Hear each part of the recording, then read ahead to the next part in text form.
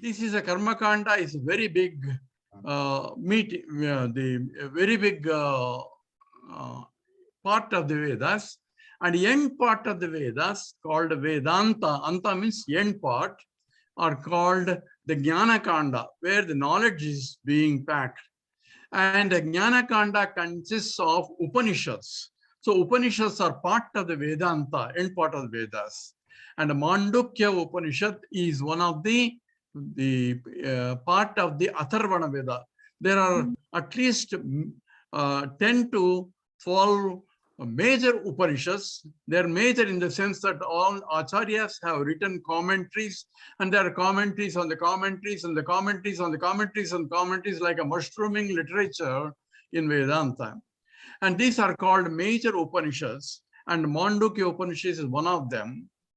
And first commentary on the Mandukya Upanishad is written by Gaudapada, who is the teacher of Shankara's teacher. That means the grand teacher. And it's called Gaudapada, and Gaudapada is called Karika. That means interpretation of the Mandukya. Mandukya Upanishad consists of only 12 mantras, but commentaries of the Gaudapada is extends to 4 big chapters, and on that Shankara has written commentary. On Shankara's commentary, his students have written commentary. So it's a very big involved in terms of the explanation wise. But it's a very, very scientific Upanishad also. And Mandukya Upanishad, before I go to that, let me give a little bit of Vedas. Veda is actually the etymological meaning of Veda means Vidyate Anena iti Veda. That means because of which I can know things. And that's what it's called in the Sanskrit also, it's called Pramana. Pramana is means of knowledge. And according to our ancestors' analysis, there are fundamentally the 3 means of knowledge. That means we can gain by 3 the knowledge. That is what called direct perception is one way of knowing things. That is perceptual knowledge. Like seeing, hearing, touching, all that by which I can know the whole world. So that is the Pratyaksha Pramana. That means direct perceptual knowledge, which is the supreme, because I can see. That's what we say. And I can hear. So this is a directly through senses, I can know the things. And next means of knowledge is called Anumana Pramana. Anumana means logical deduction. And famous, the example that is given in the scriptures is yatra yatra dhumaha tatra tatra agrihi. Wherever I see a smoke, there must be the fire. I don't see a fire, but I'm deducing that there must be a fire because there is a smoke there. So there is relation between the smoke and fire, because we have established in the past, like in the kitchen, wherever there is a smoke, I see there is a fire there. So there is a drishtanta, that means a perceptual basis for establishing a concomitant relation between what I see and what I infer. So this is what is called Anumana Pramana, logical deduction. So all scientific knowledge is based on Anumana Pramana. Either the direct deduction or indirect deduction is what is based on called Anumana Pramana. And that is called a second means of knowledge, but it rests on the evidences, just like scientific investigation involves, where is the proof? So you need experimental data, which is based on Pratyaksha Pramana. So Pratyaksha Pramana validates the Anumana Pramana logical deductions. And so Pratyaksha Pramana is the highest one. Direct perceptual knowledge is the highest one. Next is the Anumana. Third is called Shabda Pramana. Shabda Pramana means by word of mouth. So when I turn the TV on, I see what's happening in Afghanistan or what's happening in India. A reporter is telling me. So I should have a faith in the validity of the reporter. If the reporter is telling the truth, then I am getting the information. That means I'm gaining the knowledge about what's happening. And this is called the Laukika Shabda Pramana. If I don't know, I can go to Afghanistan and see whether what the reporter said was really true or not. So this is a pratyaksha pramana, can be validated. So it's called worldly logical, worldly shabda pramana. And there is called shastra pramana, where you say, is there a heaven or hell? So who do you know? So scripture says so. So therefore, I should have a faith in the teaching of the scriptures, and that's what is called Shabda Pramana also. So Veda becomes a Shabda Pramana. And Veda also called, according to Hinduism, it's called Apaurushayam. Apaurushayam means it's not written by a human being. So how can that be? This is a superstition. But actually, all knowledge is Apaurushayam. The gravitational force, it's not created by a human being. Only a scientist discovers. Discover means removing the cover of ignorance. Ignorance is covering it, so we remove it. It's already there. So what scientist does is only removing the cover, which is already there. That's called, what he calls it is, or he discovered. Whereas our rishis, they says, it is revealed to me. They're called Veda Drashtas. They're called, rishis are called Veda Drashta, because in the seat of meditation, they could gain. In the same way, in the seat when I'm contemplating on any subject, suddenly I get an idea, hey, this is it. So I say, I discovered it. Whereas our rishis are so egoless, they say, it is revealed to me. Like Vishwamitra is a Gayatri mantram. He says it is revealed to him, not that he discovered it. So in the same way, all knowledge is only discovering. That means it is there already. And Vedas are Apaurushayam, so is all things are Apaurushayam. I don't create gravitational force and then discover it. It is there for me to discover. So in the same way, the rishis are also called Apaurushayam. The Vedas are also called Apaurushayam in that sense. Now, we are talking about Veda. Veda also means the science. If you know, the science is derived from the word seer, but the Latin word S-C-I-R-E, seer, means to know. So science means knowledge, knowledge of facts. And Ved in Sanskrit means to know. And Veda means knowledge. So Vedas are scientific analysis of the facts. It's a pramana, it's a means of knowledge. Prama means knowledge, pramana means means of knowledge, and it reveals something about the truth. Now, therefore, it is a science. And it is a Vedanta also means it is end part of the Vedas in one meaning, and also it is the ultimate science. Anta means this is ultimate. Why is that ultimate? Because all other objective sciences analyzes only objective analysis using objective tools. Whereas Vedanta not only talks about objective analysis, but also about the subject who is investigating the analysis. So in Vedanta, in the regular objective sciences, you cannot analyze the subject, because subject is one who cannot be objectified. And that's what is Mandukya Upanishad is going to talk about. That's why I'm giving all the introduction. Now, the Mandukya Upanishad is the Rishi is called Mandukya. So that's why it's called the Mandukya Upanishad. That's one meaning. And the Mandukya means also, not Mandukya Upanishad, Mandukya also means a frog. Frog is an amphibian. It lives in the water and also it lives in the land. In the same way, the Upanishad talks about something that is related to something higher beyond the objective analysis. And one who discovered is also in the seat of meditation, one can reveal in that or reveling in that.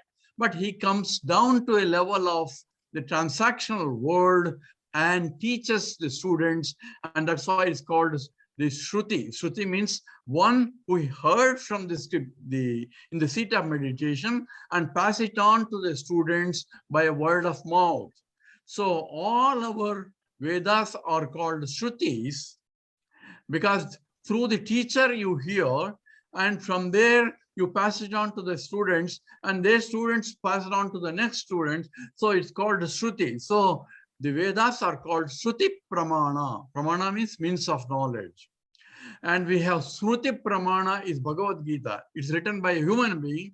Vyasa wrote the Mahabharata where we have a Bhagavad Gita. So it is Shruti Pramana. One is Shruti Pramana, one is Shruti Pramana. And third is called Nyaya Pramana, is called Brahma Sutras. So we have three pillars of Hinduism, Vedanta. Now I am talking all this. The very first mantra of Mandukya Upanishad starts with this. So let me those who are want to check later, it says essentially talks about Omkara first. So Mandukya Upanishad starts with Omkara. Why? That is the symbol of our Hinduism also, and you say why it is so. It says in the Om Etad Om iti etat aksharam idam sarvam. That's how it starts. Om iti. Omkara, Om, the word, sound, that denotes everything, sarvam. The whole universe comes under Om itself. That's what he's saying. That's a statement. That's why Omkara comes under in the symbolism of Hinduism. How can that be? We will analyze that also. And he says, in fact, Yat Bhutam, Yat Sarvam. So whatever in the past, whatever in the present, whatever in the future, everything is nothing but Omkara alone. It's a very strange statement by the Upanishad. And also it says, Sarvam hi etat Brahma. Second statement in the mantra is, the whole Omkara is everything, Sarvam. And Sarvam is nothing but Brahman. What is that Brahman now? So introducing the next word in the Upanishad, one is Omkara, it says, another is called Brahman. Brahman means, it's derived from the root Bruhat Dhatu. Bruhat Dhatu means, Bruhat means big. So big is actually an adjective. Adjective qualifies a noun. So, but here our ancient sages discovered something else. The noun also qualifies the adjective. How is that? Here is a story. When I say big mountain, you have some idea. What is normal mountain with reference to which you say this is a big mountain. So you have the big is related to the mountain size, normal. When I say big mosquito, you have different scale now. You have what is normal mosquito, with reference to that you define a big mosquito. So big is also changing, the word big is also changing depending upon the nature of the noun that we have. So now we want to know so big that is unqualifiedly big, because mosquito is qualified with respect to something else and mountain is qualified with respect to rivers and all that. But here you want to use a word so big that is unqualifiedly big. So they made a noun out of the adjective, and that is called Brahman. Brahman means so big that is unqualifiedly big, means it is infinite. And that's what is the word, that is what is used, and that's what it says in the Upanishad, Sarvam Etat Brahma. Everything is nothing but Brahman. First statement is Om is everything. And everything is Om is nothing but Brahman. So Omkara is now equal to totality, which is equal to Brahman. Now, the second definition that scripture goes is Ayam Atma Brahman. So now we are third factor. It says, this Atma, the self that I am, is Brahman. So we have three definitions here. First statement, Om is everything. Second one is that everything is called Brahman. Now he says, I am that Brahman. The self that I am is Brahman. So how can that be? And that's why this Upanishad is the most scientific, at the same time, the most important Upanishad that tells you all the three, relates to everything else. Now, in the first mantra, I'm not going to go into the details of the Upanishad because it will be itself is the big lectures in each one. So what it tells you is First, Brahman is infinite. So infinite means it cannot exclude anything. If it excludes, it cannot be Brahman. Means it cannot be infinite. So it should be inclusive everything. That's number one. Now, Sarvam is what? Sarvam that I can point out. Etad idam. Idam means this, that I can point out. So I'm sitting here pointing out this. So Purnamada, Purnamidam, as another sloka comes. So idam is Purna means infinite. This whole thing is universe that I can point out these galaxies and all that. So the whole universe comes under idam, and that is itself is infinite. We cannot find the limits for the universe, and all that is nothing but Brahman, which is within the infinity, and that is you. He says, I am Atma Brahman. This Atma, the self that you are, is indeed Brahman. This is one of they called Mahavakyas of the Upanishads. From each Vedas, one Mahavakya is selected, and from this Atharvana Veda, this is I am Atma Brahman is the fundamental statement that is being taken. Now, how can all this is what we are going to cover quickly. One is Om is everything he said. How can that be? Om has 3 letters. A, U, So A stands for waking state. That's what the Upanishad talks about. U stands for dream state. And stands for the deep sleep state.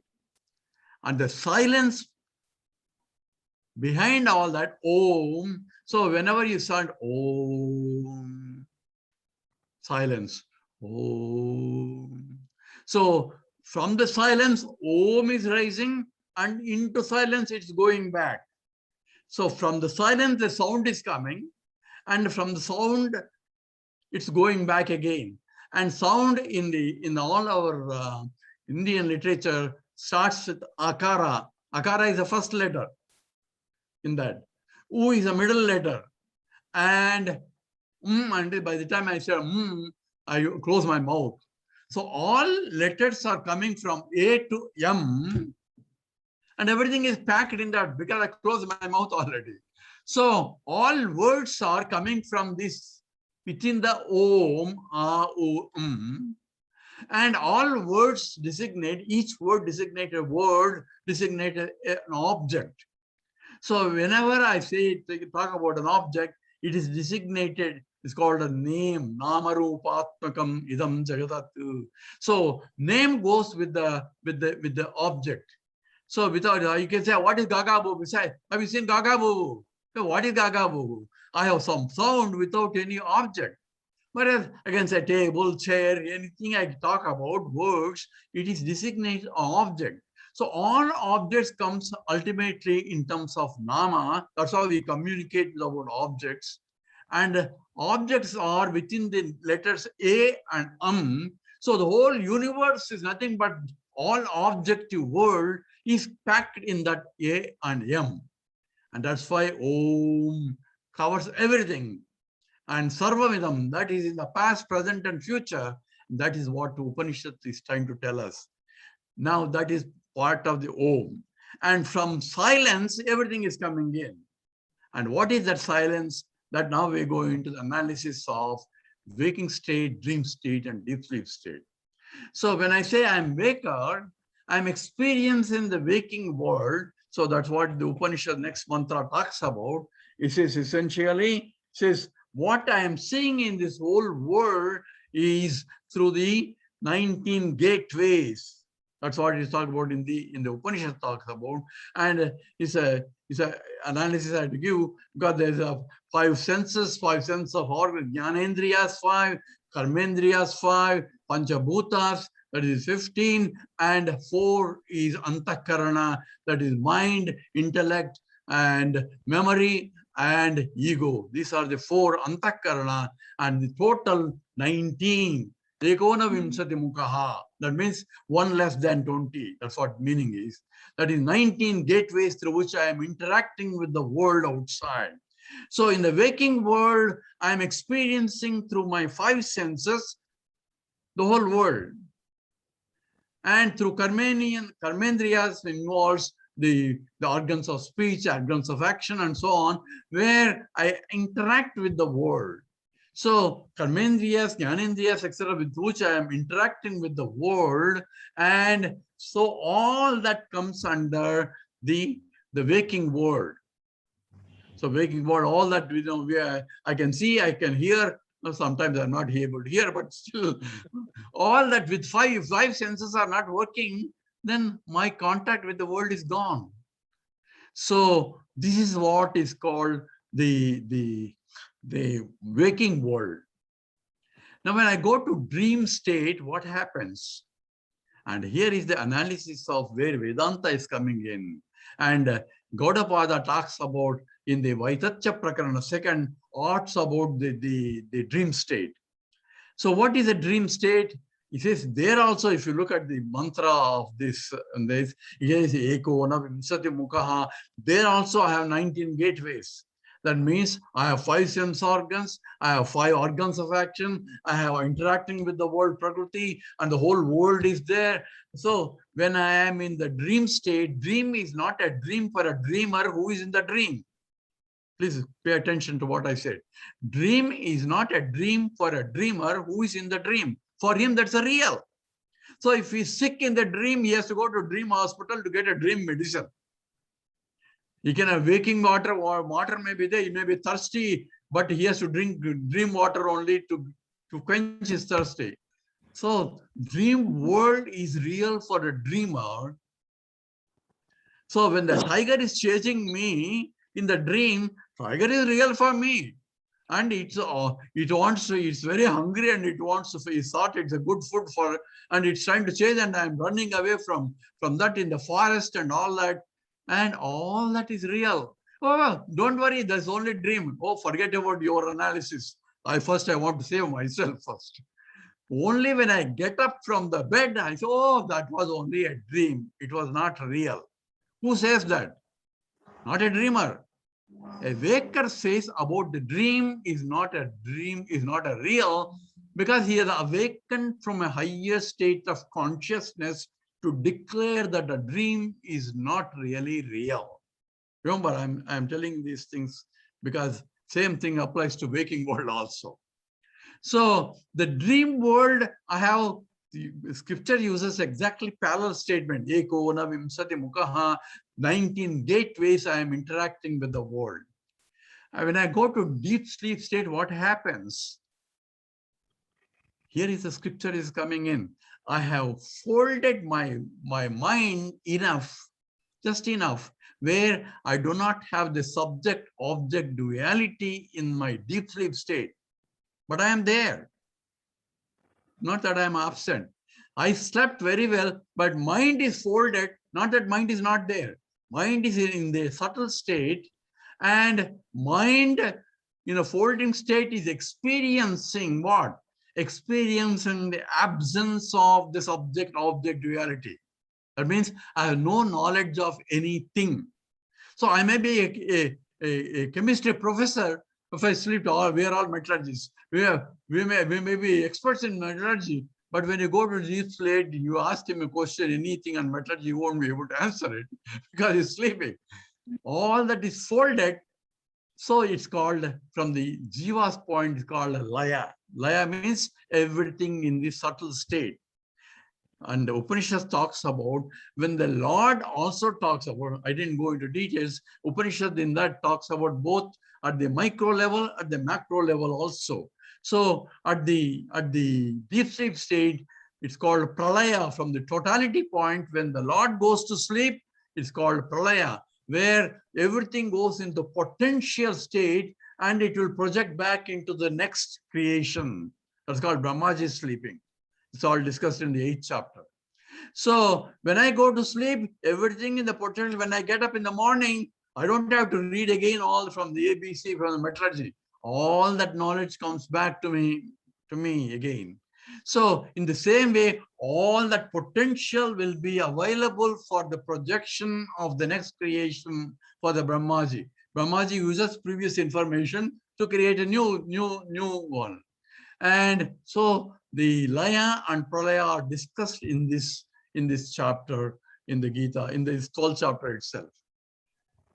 And the most important, the sloka or mantra of this is called seventh mantra. And in that, we said the waking state, dream state, deep sleep state. And what is the next state? Is there a next state? It says that you are. So it's called fourth, as though it is fourth. And it's called Chaturtham Manyante. It's called fourth, but it's not really fourth.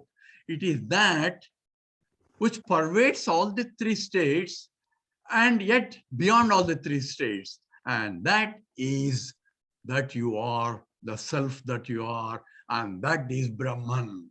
Now you follow how Upanishad is trying to connect everything now. What does it say? It says, I am a waker, so I am the subject, and waking state I'm experiencing all this. So all scientific analysis only talks about this only. It cannot analyze I am. Because the tools that are available are objective tools. Oh, I want to see God. Show me God. If I can show you God, then that's not God. Because if it is an object, then it becomes limited by the creation. Any object in the creation is limited by other objects. So it's called Vastu Parichinnam. So the object cannot be, God cannot be object. Oh, then it is only your theory. But what about you? Are you existing? Prove me how you are existing. So a simple example I give it is in the dark room. You are sitting in a dark room. It says, hey Sadaji, are you there? What should I say? It's too dark. So Sadaji, is there a chair there? I say, I don't know. Why? I cannot see. It's too dark. So for me to say that the chair is there, I need to see. But he says, Sadaji, are you there? Do I have to say, I don't have, there's no light here for me to see to know whether I am there or not? I don't need any light for me to prove that I am there. I am self-existing, self-conscious entity. Self-existing and self-conscious. Says, yes, I am there. How do you know? You said it's too dark. You said you cannot see anything. How do you know you? I don't need for me to see myself to know that I am there. I don't need any means of knowledge. See, I'm using now scientific analysis. I don't need any means of knowledge, including Vedas. Veda doesn't tell me you exist. Veda is useful only because I exist. So I don't need any means of knowledge to prove that I am there, to know that I am there. I am there and I can prove everybody else. You follow that. Now let me give you one more example, one more illustration of this. Is there a chair there? No, I cannot see anything. It's too dark. So when I turn the light on, I say a chair. Yes, there is a chair there. Before that, I say, I don't know whether chair is there or not. So existence or non-existence can only be established by me to prove it. Now, yes, I can see the chair. Why? There's a light there. We all know, right? But I will ask you, do you really see the chair? Please pay attention now. Do you really see the chair? Yeah, I'm seeing the chair. No. What you are seeing is reflection of the light falling on the chair. That reflected light is going to your retina, forming an image on your mind, and that is transmitted to the neurons. And then that's the end of your objective science. Somehow a software thought is formed. So Lord has put a program language to convert the hardware into software, to convert into this all we take it granted. Now we know what it means. Now you see the power of the Lord also, who is Lord also. Now, what I'm seeing is only reflected light, not a chair. Please remember that. Now we use that also for meditation now. Now, what is that? How do I know the chair? A thought rises in my mind. How do I know a thought? So now a light of consciousness is illumining the thought for me to be conscious of. You follow now? Just as the chair, a light is falling on the chair, getting reflected by the chair that I am seeing the reflected light, same way it is light of consciousness that is illumining the thought and reflected by the thought coming back to my mind again, from which I know, yes, there is a thought which contents of the thought and therefore contents of the chair out there. You follow the logic now? It is exactly operating the light. Now let me tell you one more thing. I cannot see the light. I cannot see the light directly unless some object reflects it. Think about it. I cannot, so sunlight is, in case sunlight, because light is source there. If the light is all pervading, you cannot see the source, suppose, then light I cannot recognize unless there is a reflection. An example I give is the moon, full moon. So I am seeing the full moon. No, remember now, I am seeing only reflected sunlight only. Remember that. I'm not seeing the moon. But now, if there is no moon, can I see that? If the moon is not there, even though sunlight is there where the moon is, I cannot recognize. You follow now? I need a moon to see or to recognize the presence of the sunlight that is getting reflected. Same way, I cannot see pure consciousness. I can only recognize the presence of the consciousness when it gets reflected. Follow the analysis? Because these are exactly analysis. And now, how do I see the sunlight? Looking at the moon. Using the moon, leave the moon, pay attention to that, because of which I can see the moon. I'm only seeing the sunlight, the moonlight. Moonlight is only, moon doesn't have a light, no luminosity of the moon. But I had to recognize the presence of the sunlight using the moonlight. And I need the moon for that also. So all that is parallelly exactly, this is what exactly Vedanta is teaching in that Upanishad. So you need to pay attention to that, because of which I can see. So in the Keno Upanishad, the teacher teaches, Yat chachusha na pasyati, yena chachum se pasyati, tadeva brahma tvam viddhi, nedam yadum upasati. Says, I am praying this Lord here, playing the Lord. It says, is required until some point, and this is why our Hinduism is great. He says, now drop that, drop all the idols, drop everything.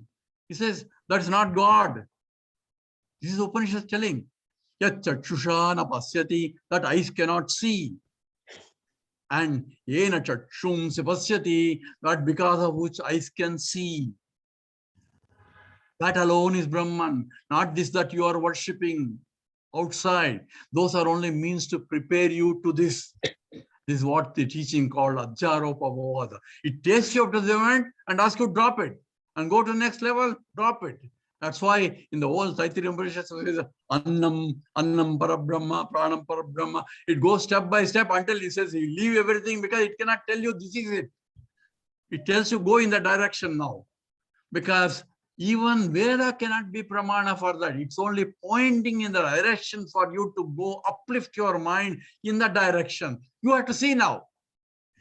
So now, remember, we have a few minutes of meditation now. Use this. How we can use this in the meditation?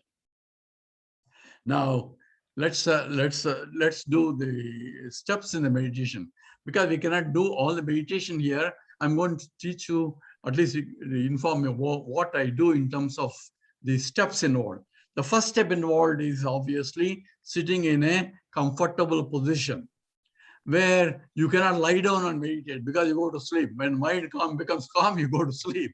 So it is important to sit and do meditation.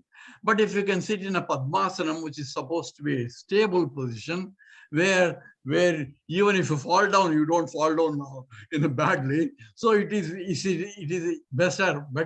But if you can't sit down, sit in a chair comfortably, where the idea is to pay attention to the something beyond, not on your pains and here and all that. That's not part of the problem.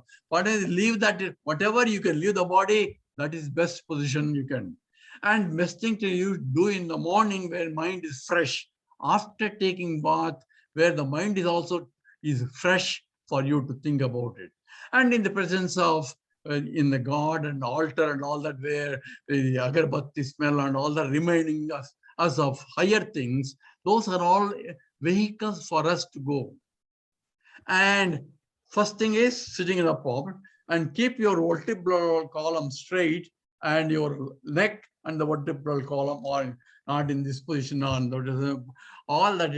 It's important because when the mind becomes calm and quiet, possibility of getting sleep also comes in, because whenever the mind is quiet, we are used to getting sleep. So don't worry, that sleep comes also. That's one of the things Gaudapada talks about, obstacles for self-realization also. So first thing is sitting in and closing your eyes. Now we need a thought. Remember, whatever illumines is the consciousness. So we need to think of a thought. So what do we think of thought? Any thought for us to reflect on. We need something just like moon is required to recognize the consciousness. We need a thought. What thought? Say we can do a gaga boo, gaga boo. So suddenly, what is gaga boo? So we take the name of the Lord himself that you have, Ishtadevata, so that the mind thinks of that only rather than all other nonsensical thoughts. So that is what is called japa. Japa means thinking of the name of the Lord, chanting the name internally. So let's say take simple Om itself. Say Om. So when you think of it, that's how you can concentrate. So we're talking about sitting position and closing. And the second stage of that meditation is pranayama part, where you have to breathe in and breathe out. This is an exercise at the breathing exercise, which makes you, number one, mind calm. Number two, mind to bring you back into seat of meditation. Otherwise, you will be in the seat of meditation, mind is all over the world. So to bring the mind to the seat of meditation, what you do is control your breath. Normally, breathing is a common process. Mechanically, we do. Even during sleep, we do. But here, you are deliberately breathing. So breathing in and breathing out. So controlling, when you are controlling, the mind has to come at the seat. So try in your way you're sitting there. So take a deep breath and hold your breath inside your lungs as long as you can, and breathe out slowly until the lungs become empty. And keep the breath out as long as you can. So breathing in, holding the breath, breathing out, and holding the breath out.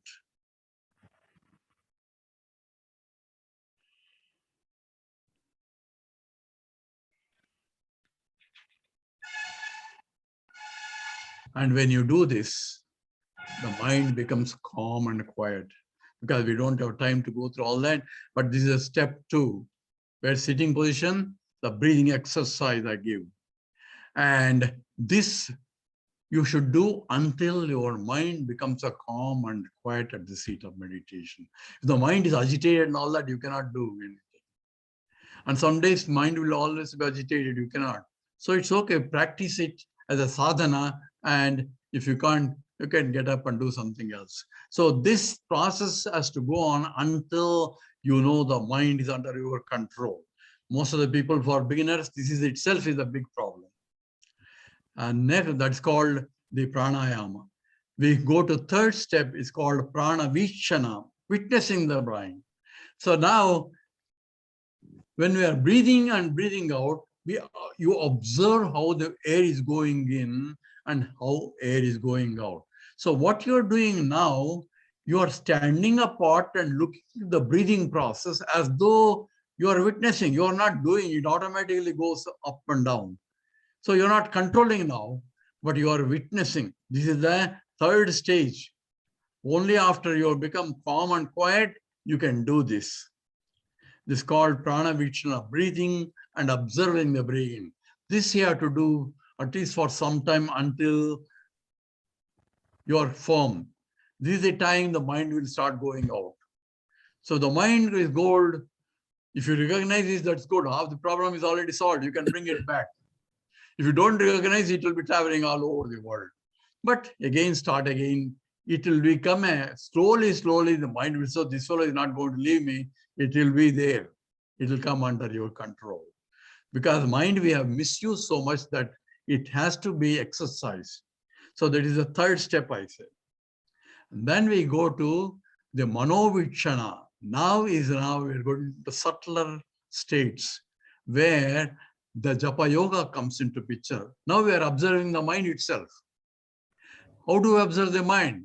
Mind itself splits into both the subject and the object. So part of the mind is a subject, observing the part of the mind. And the part of the mind is chanting something, providing some avagation, and that is called japa. Japa means repeating the same mantra. Same mantra means, mantra itself derives, mantrati is a mantra. That which takes the mind beyond is a mantra. And repeating the mantra is repeating the same thought. So when you repeat the word, you have to give a gap. So in between the gap, be an observer of how the thought is raising in the mind and how this thought is ending, and the silence between the mind, between the two thoughts and again thought. So every thought that rises in the mind, you are an observer of the thought, and the silence between the thought, you are observing the silence. Remember, we told Om, all the words coming from the silence, sustained by the silence, and they go back into silence. All the thoughts rising from the silence, sustained by the silence, and go back into silence. This is what is called Rasa Krida. Rasa is Anganam, Antane, Madhavam. Says in the Krishna, says between a gopi and a gopi, there is a Krishna dancing. Says between gopi is a thought. Between the thought, silence, thought, silence, thought, silence. That's a dance. Rasa Leela. So the sloka is Anganam, Antare, Madhavam. And the next line he says, Madhavam, Antare, Angana. So between the Krishna and Krishna, there's a gopi. Actually, things have not changed. Between the gopi and a gopi, there's a Krishna. Now this says between the Krishna and Krishna, there's a gopi. What is he doing? Shifting the attention from the gopi to the Krishna. Shifting the attention from the silence, attention from the thought to the silence between. Follow now? Thought, silence, thought, silence.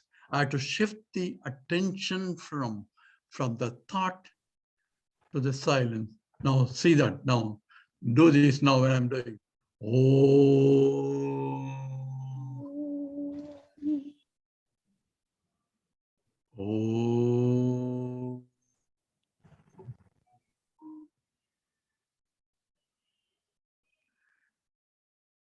Oh.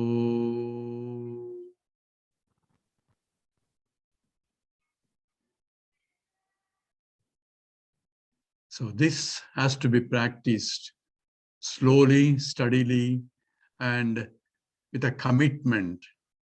Then only the mind comes under control. Mind doesn't come under, runs all over. It doesn't go to my places. It goes where your attachments are.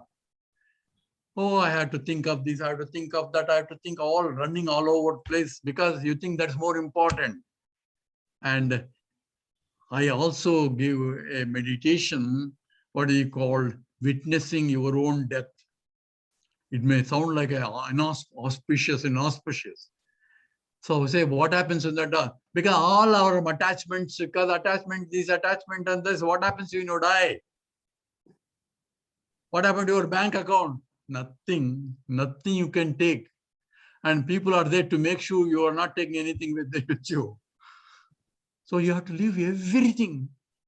Your body, mind, intellect, your house, wife, the husband, children, grandchildren, everybody.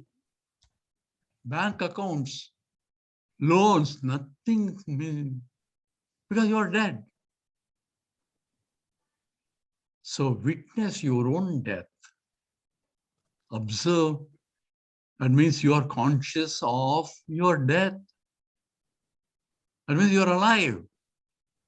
So I wrote to say, how to be living eternally, dying every moment. What does it mean? Every moment is gone. Now, yesterday is gone. Nothing we can do about it. Time itself is one direction only. It's amazing. Now with the knowledge, if you come, you live beautifully, because everything becomes what? This is, now I am already dead, but I am now living. You will be very objective in your analysis and do what is required, and what is not required, useless. And your priorities will change. That's the beauty of our scriptures itself. And that's what is essentially the Mandukya Upanishad mantra 7. I didn't go into this. Na anta pragyam, na bhai pragyam, no vayata pragyam, na pragyana. And it says in the end, it cannot be seen, it cannot be heard, it cannot be adrustam avyavaharyam agrahyam. And then it says Shantam Shivam. It is auspicious. Advaitam Chaturtam Manyanti. It's called fourth because in the waking state is there, it's a dim state is there, it's a deep sleep state there, but it doesn't belong to any state. States are changing, but I am is a changeless entity in all the changing things. That I pay attention how? Using the thought, using the world. Thought is nothing but the world now, because every world is nothing but objects. That's what the whole Upanishad, Sarvam Omkaramidi, Sarvam Brahman. So whole world is nothing but the same thing, Lord, pervading the whole universe. And that itself is me in that.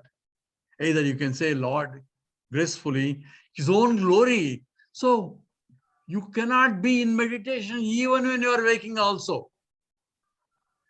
Everything is nothing but beauty of the creation, every flower, every ant, everything. Life is pulsating in everything.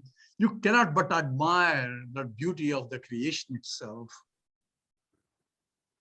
People can talk, wonder. I can even blink my eyes. I can fold my hand. It's a wonder. Why? One day I may not be able to do this. What is that life? And Krishna says, Aham Vaishwanaro Bhutva Praninam Dehamasu. I am the Vaishwanara. I am the one who controls prana, pana, dhyana, udana, samana, all physiological functions. I am the one who is doing it. That is the nature of Brahman. That is the nature of Ishvara. And that Vedanta says that is the nature of your own self. I am Atma Brahman. What a powerful Upanishad this is. And I didn't go. Those who want to know, it's in my Chinmaya Mission. Whole talk is, I took the whole chapter itself in the camp, 2 days camp, analyzing every statement of this. It's available on the audio tape, is available. I'll send the information for those who are interested. But this is the greatest Upanishad, where the Upanishad itself, the Gaudapada has written a commentary. One of the great sage, Shankaracharya's guru's guru, Paramaguru, he wrote and 4 chapters on that. He says, what is reality in the 2nd chapter, Yatatta Prakaranam. He says, what is reality? It's not a transactability, is not a question of reality. Perceptibility is not a proof for reality. And Yavahara, all our transactions you're talking about, utility, taxability, perceptibility, are not basis for reality, because this you do in the dream also. So what is reality? Reality is one which does not change, and that is called Brahman. And that's what Sarvam Etat Brahma. Upanishad talks about this in the second mantra itself. Om, and then Brahman, and then you are that. All three aspects are covered in the Upanishad itself. There is nothing else you need to know, actually. That itself is the greatest Upanishad that you have. And the most scientific, because it analyzes the experience of every individual. That's why scripture says Shruti Pramana, and in the Shruti is a first priority. Then comes the Yukti, logic. Everything is logical. And Anubhava, experience. It's not my experience. It is the experience of universal experience. Everybody experiences waking state, dream state, deep sleep state. That analyzes that. So experience of everybody is included in this. And that's the beauty of this great Upanishad itself. And this is what one has to study. And I recommend everyone. And there are a lot, if you go to YouTube, there are so many people who, great Acharyas have talked about it. And if you're interested in my talk also, it is there in that Upanishad also. Coming from a science background, I talk about science principles also. So with that, we can, I think we took 3 minutes more. And with that, we should analyze. I didn't start with the prayer, but we'll end with the prayer now. And prayer itself is beautiful that you may heard. That itself is always another packet in that prayer also. Om Purnamada Purnamidam Purnat Purnamudachyate Purnasya Purnamadaya Purnameva Sishyate. Om Shanti Shanti Shanti. Harihi Om Shri Gurubhyo Namaha. Harihi Om.